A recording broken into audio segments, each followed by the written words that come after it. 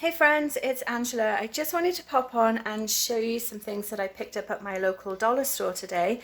Now, we talked in my recent Sweet Ramblings with Devon from Sugar Cat Cookies about things that you see when you're shopping and the inspiration that you can get from them.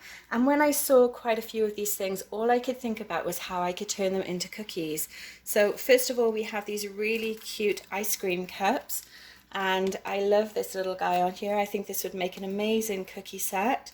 There's also this one which has summery drinks on it.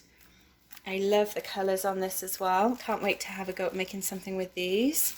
And then also we've got Canada Day coming up soon here, and these would be amazing for some Canada Day cookies, so I'm definitely going to do something with those. I'm also going to try making some chiffon cakes in them as well, because they're great for baking in, just making little cakes with them because they're paper. It's perfectly safe to do that. Then I also got this really nice tray. Now this caught my eye purely because of the colours. There's all sorts of teals and blues, which are my favourite colours. And again, when I look at this, all I see is cookies. So watch out for a nice sea-themed cookie set coming up from me in the near future.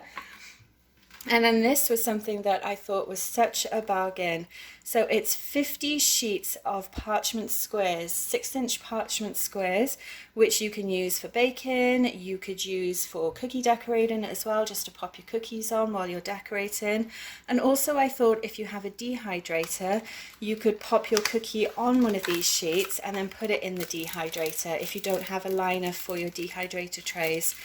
Also, if you have a cookie turntable, you could pop it on there so that your cookie stays on your turntable, and then you can just lift it off and pop it to one side to dry.